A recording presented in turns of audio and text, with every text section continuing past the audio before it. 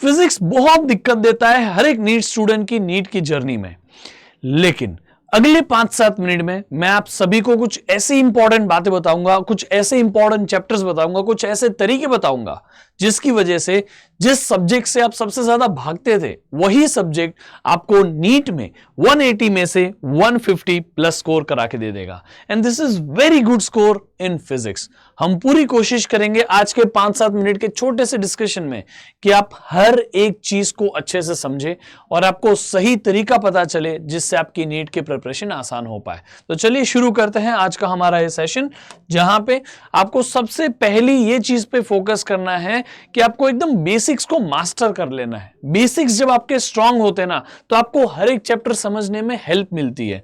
If your vectors is weak, if your basic mathematics is weak, आपको कुछ नहीं समझेगा, बिकॉज हर दूसरे कॉन्सेप्ट में आपको वेक्टर्स अप्लाई करना पड़ेगा, हर दूसरे कॉन्सेप्ट में आपको कुछ ना कुछ मैथमेटिकल टूल अप्लाई करना पड़ेगा, फिर वो क्यों ना इंटीग्रेशन हो, डेरिवेटिव हो, ट्रिग्नोमेट्री के कुछ फॉर्मूला हो, साइन 2 थीटा साइन थीटा का फॉर्मूला हो, sine of A plus B का फॉर्मूला हो, या फिर लेट्स से लॉग हो या ग्राफ हो, कुछ ना कुछ आपको मैथमेटिक्स अप्लाई करते रहना पड़ेगा। इसीलिए फॉर वंस एंड ऑल आपको हर एक चीज सीखने के लिए सबसे पहले बेसिक्स को स्ट्रांग कर देना है। आपके बेसिक्स में मैं स्पेसिफिकली आपको बताऊंगा 2 ऐसे चैप्टर्स जो आपको आते ही आते होने चाहिए, अदरवाइज बहुत प्रॉब्लम है। सबसे पहला है वेक्टर्स और दूसरा है बेसिक मैथ।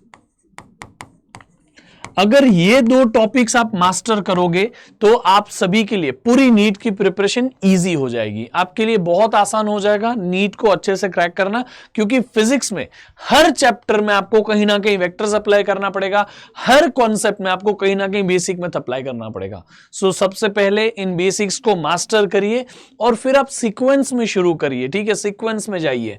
सीक्वेंस में जाओगे तो आपको बहुत आसान लगेगा फिजिक्स। क्यों मैं आपको ऐसा कह रहा हूं? क्योंकि कई बार आपको ऐसे टॉपिक्स होंगे जो आप, जैसे ग्रेविटेशन में आपने ग्रेविटेशनल फील्ड और पोटेंशियल सीख लिया, वो आपको आएगा काम इलेक्ट्रिक फील्ड एंड पोटेंशियल सीखते वक्त भी, वही आपको काम आएगा मैग्नेटिक फील्ड और ये सीखने के लिए। तो आप सभी को एक ही चीज को रिपीटेडली जब पढ़ना पड़े, एक ही कॉन्सेप्ट के टाइप के कॉन्सेप्ट, एक सिमिलर कॉन्सेप्ट को जब आप वापस पढ़ो तो आपको रिपीट में पूरा एफर्ट्स ना लगाना पड़े, आप बस रिलेट करके सीख पाओ। इसीलिए मैं कहता हूं कि आप कोशिश करिए कि जब भी आप बेसिक मैथ और वेक्टर कर ले उसके बाद सीक्वेंस में पूरे चैप्टर शुरू करिए। सबसे पहले आप यूनिट डायमेंशन करिए, उसके जो 2-3 क्वेश्चन होते हैं वो आप गारंटीड अपने जेब में रख लीजिए।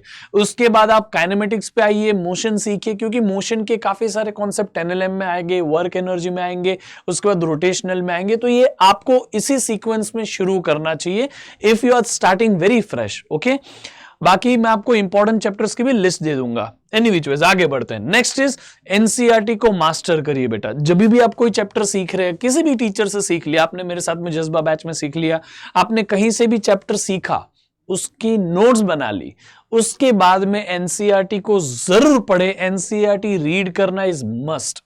एनसीईआरटी की हर एक लाइन आपको पता होनी चाहिए, एनसीईआरटी के कॉन्सेप्ट कहां क्या है ये आपको पता होने चाहिए।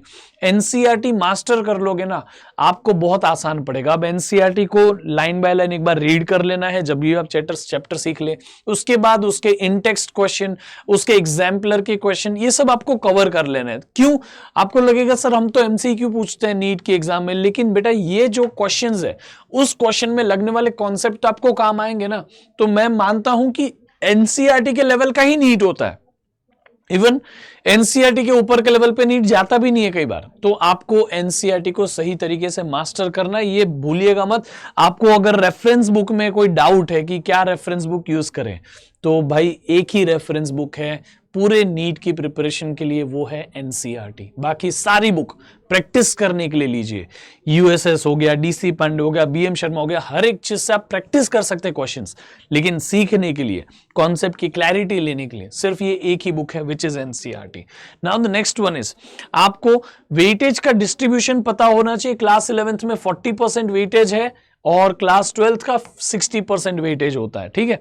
ये आप यूजुअली देखोगे, कोई भी नीट का पेपर उठा लो, 11th 12th का वेटेज निकालो percentage wise, class 11th will be approximately 40% and class 12th will be approximately 60%। अब आपको इसमें भी मैं कुछ इंपॉर्टेंट टॉपिक्स बता देता हूं, जैसे क्लास 11th के इंपॉर्टेंट टॉपिक्स आपको एनएलएम का देखो, सबसे पहले ना सबसे ईजी और सबसे इंपॉर्टेंट यूनिट एंड मेजरमेंट, ये चैप्टर स्किप नहीं करने का, कभी नहीं स्किप करने का, ठीक है। यूनिट एंड मेजरमेंट ये कर लीजिए। इसके बाद आपके लिए सबसे इंपॉर्टेंट टॉपिक होता है ग्रेविटेशन वाला, रोटेशनल मोशन वाला। ये टॉपिक्स कुछ सबसे ज्यादा क्वेश्चन पूछने वाले टॉपिक्स हैं। सोचो यूनिट एंड मेजरमेंट में से 3 क्वेश्चन आ जाते हैं, 3 question gives you 12 marks as it is, समझ में आ गया। वो भी बहुत आसान चैप्टर है इसलिए। उसके बाद रोटेशनल में से 2 क्वेश्चन तो मिनिमम आते हैं, कई बार 3 पूछे जा सकते हैं। फिर आप ग्रेविटेशन में से भी 3 हो जाते हैं कई बार सवाल, सैटेलाइट पे एक पूछ लिया, कैपिटल स्मॉल जी पे एक पूछ लिया, तो ऐसे करके 2-3 सवाल उसमें से हो जाते हैं। तो आप इसी चीज को अगर समअप करोगे ना, सिर्फ ये 3 चैप्टर्स को, तो भी आपको कम से कम 7 से 8 क्वेश्चन ऐसे ही हो जाएंगे। 7 से 8 क्वेश्चन आप मल्टीप्लाई कर लो 4 से, इतने मार्क्स आपके सॉर्ट आउट हो गए, समझ में आया। तो ऐसे आपको सबसे पहले rotational motion, gravitation, unit and measurement, ये 3 चैप्टर को तो मास्टर कर लेना है। मैं आपको सलाह दूंगा कि काइनेमेटिक्स को स्किप ना करें। काइनेमेटिक्स आपका कॉन्फिडेंस बूस्टर भी है, कॉन्फिडेंस डिस्ट्रॉयर भी है, सीरियसली कह रहा हूं। जिसको काइनेमेटिक्स नहीं समझाना उसको पूरा फिजिक्स डिफिकल्ट लगने लगता है, लेकिन जिसको एक बार काइनेमेटिक्स समझ जाता है उसको फिर पूरा फिजिक्स इजी लगने लगता है। जिन स्टूडेंट्स ने मेरे पास से ये क्लास 11th के बैचेस पढ़े हैं, आप उनसे पूछ लीजिए, अगर आपने मेरे पास से क्लास 11th का टॉपिक पढ़ा तो बच्चों जरूर कमेंट बॉक्स में बताइएगा, कमेंट करके कि आपका क्या एक्सपीरियंस रहा है, क्या अभी आपको फिजिक्स इजी लगता है, जरूर बताइएगा कमेंट करके, ठीक है। बाकी हम आगे बढ़ते हैं इसमें। क्लास 12th के टॉपिक्स में इलेक्ट्रोस्टैटिक्स, पहले दोनों चैप्टर जो आपके एनसीईआरटी के क्लास 12th के, वो सबसे इंपॉर्टेंट, बहुत ज्यादा नंबर ऑफ सवाल पूछे जाते हैं, 4 क्वेश्चन पूछे जाते हैं, 4 question 16 marks as it is, है ना। इजी होता है, आराम से कर लोगे, गॉस थ्योरम पे गारंटीड क्वेश्चन, ये सब होता ही होता है। उसके बाद आपको सबसे इंपॉर्टेंट पार्ट होता है मॉडर्न फिजिक्स का, जिसमें सेमीकंडक्टर्स लॉजिक गेट का क्वेश्चन गारंटीड है। इस बार तो 2 आ गए थे 2024 में, तो लॉजिक गेट के क्वेश्चन। फिर modern physics very small portion but it gives you high number of questions, तो मॉडर्न फिजिक्स बिल्कुल स्किप मत करिए। इलेक्ट्रोस्टैटिक्स बिल्कुल स्किप मत करिए। इलेक्ट्रोस्टैटिक्स आपका स्ट्रांग है, आपका मूविंग चार्जेस एंड मैग्नेटिज्म वाला पार्ट भी स्ट्रांग होगा, और उसी से मैग्नेटिज्म एंड मैटर भी आपका स्ट्रांग हो जाएगा, ठीक है। ये तो मैं आपको कहूंगा इलेक्ट्रोस्टैटिक्स, एसी सर्किट्स, ये बहुत इंपॉर्टेंट है। उसमें कोई कॉन्सेप्ट ही नहीं है, छोटा छोटा questions, numerical kind of thing पूछा जाएगा, pure R, pure L, pure C, ये सारे सर्किट का तो आप जरूर करिए। फिर आरएल से सर्किट पूछा जाएगा, वो आपको आ जाएगा आराम से, ठीक है। तो electrostatics, AC circuits and modern physics, ये 3 इंपॉर्टेंट यूनिट्स मैं आपको बता रहा हूं, जिसको आप कर लीजिएगा। आपको आराम से ये सिर्फ 3 मॉड्यूल निकाल लोगे तो 15 से आप मान सकते हो कि कम से कम 12 से 13 क्वेश्चंस तो आपको हो ही जाएंगे सिर्फ इतने से, ठीक है। तो ये चीज याद रखिएगा। ये मैंने इंपॉर्टेंट टॉपिक्स की लिस्ट आपको बता दी, इन्हें कैसे भी करके अच्छे से सीख लीजिएगा, ठीक है। आपका बेसिक स्ट्रांग है, इन चैप्टर्स को पहले कवर कर लीजिए अगर आपने अभी तक नहीं किया। फिर आपको हमेशा एक चीज याद रखनी है कि जो प्रैक्टिस करता है वही नीट की एग्जाम जीत सकता है। ये नीट की एग्जाम उनके लिए नहीं है जिनको सब आता है, नीट की एग्जाम उनके लिए जो अच्छे से प्रैक्टिस कर पाते हैं। तो प्रैक्टिस आपको परफेक्ट बनाएगी। आपको छोटे छोटे बेबी स्टेप्स लेके स्टार्ट करना है, यानी कि आपको ना सॉल्व एग्जाम्पल सॉल्व कर लो, एनसीईआरटी के टेक्स्ट बैक एग्जाम्पल सॉल्व कर लो, फिर इजी लेवल ऑफ क्वेश्चन कर लो। आप मानोगे नहीं, एटलीस्ट कम, आप अगर सही से एनालिसिस देखो ना पिछले 5-7 साल का, तो 40% paper easy level of question का होता है, direct question, direct single formula वाला question, theory question. 40% is not less बेटा। 180 में से कम आपके, आप मान लो कि 180 मार्क्स का पेपर है तो आप 70 तो क्रॉस कर ही लोगे, सिर्फ इजी क्वेश्चन से। बिल्कुल आसान सवाल, सिर्फ बेसिक पता होने पे हो जाएंगे वैसे सवालों से। तो सॉल्व एग्जाम्पल कर लो एनसीईआरटी के जो पीछे जो इंटेक्स्ट क्वेश्चन है वो कर लो। फिर जो आपकी बुक है जैसे डीसी पांडे, बीएम शर्मा, उसमें जो सॉल्व एग्जाम्पल है वो कर लो। उसी से आपका बहुत अच्छा प्रिपरेशन हो जाएगा। डोंट स्टार्ट डायरेक्टली फ्रॉम वो जो एक्सरसाइज वाले क्वेश्चन होते हैं उसमें से मत स्टार्ट करो, सीधा 1 2 3 4 ऐसे नहीं, सोल्यूशन वाले क्वेश्चन से स्टार्ट करो, आपको तरीके पता चल जाएंगे, फिर सिमिलर क्वेश्चन आपको मिलेंगे पीछे तो आप आराम से सॉल्व कर पाओगे। अदरवाइज क्या होगा, आप डायरेक्टली क्वेश्चन, पहला क्वेश्चन लिया नहीं आया आगे बढ़े, दूसरा क्वेश्चन लिया नहीं आया अभी खत्म भाई, अभी मेरा पेशेंस ही नहीं है मैं आकर पूरा पढ़ पाऊं। तो प्लीज सॉल्व एग्जाम्पल पहले करिए, फिर अनसॉल्व एग्जाम्पल पे जाइए। Solve example will give you the way कि कैसे सॉल्व करना होता है, क्या लॉजिक अप्लाई करना होता है, ये आपको पता चलेगा। ठीक है, फिर हो सके उतने नीट लेवल के क्वेश्चंस करिएगा। मैं मानता हूं कि आपको सारे पीवाईक्यूज कर लेने चाहिए। ठीक है, पीवाईक्यूज आपको आने ही चाहिए, पीवाईक्यूज मास्टर कर लीजिए, आपको बहुत हेल्प होगी। फिर आपको रोज के कम से कम 50 क्वेश्चंस तो यार करने ही चाहिए रोज के, और मैं ये मानता हूं कि आपको 50 नो है पर सब्जेक्ट करने चाहिए, फिजिक्स के 50, केमिस्ट्री के 50 और मतलब बायोलॉजी के मिलके 50 कर लो।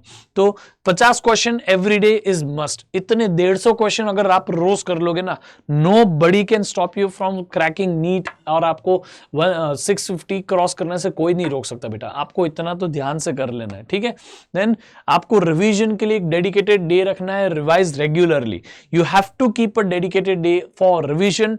आपको हर संडे सिर्फ रिवाइज करना है, डे 1 से जो आपने पढ़ा वो रिवाइज करना है हर संडे, हर बुक एकदम पहले पन्ने से आप घुमाना चालू करो।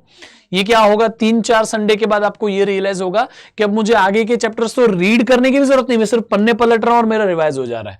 तो आपका रिवीजन टाइम जो है ना, सिंपल एक चैप्टर को रिवाइज करने का पहले संडे को होगा 2 घंटे, अगले संडे को वही सेम चैप्टर रिवाइज करने में लगेंगे आपको 20 मिनट, और उसके अगले संडे आपको वही चैप्टर रिवाइज करने के लिए लगेंगे 2 मिनट, और उसके अगले संडे आपको वही सेम चैप्टर रिवाइज करने के लिए लगेगा सिर्फ एक पेज का पलटना।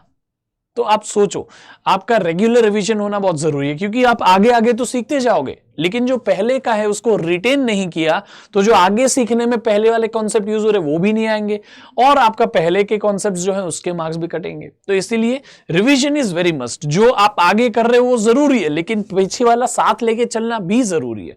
सो प्लीज आप इसके लिए फॉर्मूला शीट की हेल्प लीजिए, फ्लैश कार्ड्स की हेल्प लीजिए, आपको अड्डा 24/7 की तरफ से फ्लैश कार्ड्स भी मिलते हैं, आप जरूर उन्हें खरीद सकते हैं।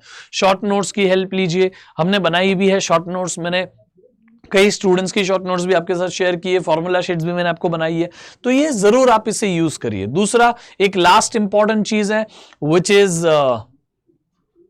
एनालिसिस करिए अपनी सारी टेस्ट का, जितनी हो सके उतनी टेस्ट दीजिए। आपको एक ही चीज है जो आपकी रियलिटी बताएगी हर बार, वो है टेस्ट सीरीज। जितनी ज्यादा टेस्ट दोगे उतनी ज्यादा आपको क्लैरिटी आएगी, आपका परफॉर्मेंस कितना स्ट्रांग है, आप कहां पीछे पड़ रहे हो, कहां वीक हो रहे हो, कहां स्ट्रांग हो, हर एक चीज की। तो टेस्ट देना सिर्फ इंपॉर्टेंट नहीं है, उसको एनालाइज करना भी इंपॉर्टेंट है। ठीक है, आप टेस्ट दीजिए लेकिन उसको एनालाइज करिए। आप एनालाइज करने के लिए देखो, एनबीटीएस जो बच्चे खरीदते ना, उनको उनके साथ में ये एक बुक मिलती है विच इज इंप्रूवमेंट बुक, अड्डा इंप्रूवमेंट बुक। इसमें वो आप लिख सकते हो कि कौन सी टेस्ट थी, कौन से चैप्टर्स थे, उसमें कौन से सब्जेक्ट में कितने मार्क्स आए, कितने क्वेश्चन सही गए, कितने क्वेश्चन रॉन्ग गए, अब आपकी मिस्टेक्स कहाँ हुई, इस टेस्ट से आपने क्या सीखा, कि आपको कौन सी चीजें वापस पढ़नी पड़ेगी या कौन सी चीज आपकी स्ट्रांग है, क्या है। हर एक टेस्ट का आप ऐसा एनालिसिस करो, आपको बहुत अच्छा पड़ेगा बेटा।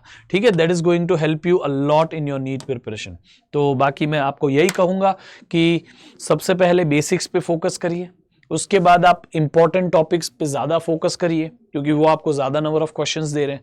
उसके बाद आपको सबसे पहले ना सॉल्व इजी क्वेश्चन से शुरू करना है, प्रैक्टिस बहुत करनी है, इजी क्वेश्चन से शुरू करिए, सॉल्व एग्जांपल से शुरू करिए, आपका कॉन्फिडेंस बन जाएगा। Once you're confident enough, it will be very helpful. फिर रेगुलरली रिवाइज करिए, शॉर्ट नोट्स की हेल्प लीजिए, फॉर्मूला शीट की हेल्प लीजिए और फ्लैश कार्ड्स की हेल्प लीजिए जरूरत पड़े तो। उसके बाद में बहुत सारी टेस्ट दीजिए, हर टेस्ट के पहले सिर्फ रिवीजन करिए, हर टेस्ट के लिए पढ़ना मत चालू करिए यार। Give test, as many test as possible, but before every test revise everything. समझ में आ गया? तो ये करिए, आपका नीट का प्रिपरेशन बहुत अच्छा हो जाएगा। बाकी कुछ भी हेल्प चाहिए, comment box is always open. बाकी मैं डिस्क्रिप्शन में मेरी कम्युनिटी का लिंक डलवा रहा हूँ बेटा, तो आप जरूर कम्युनिटी ज्वाइन कर लिए। वहाँ पे आपको मैं अड्डा 24/7 ऐप के ऊपर वो कम्युनिटी होती है, वहाँ पे आपको मेरे सारे क्लासेस के PDF, मैं आपको जो शॉर्ट नोट्स, माइंड मैप देना चाहता हूँ, वो सारी चीज़ आपको वहाँ मिलेगी। ठीक है, तो इसी तरह से पढ़ते रहिए, मचाते रहिए। Bye, see you, take care, love you all.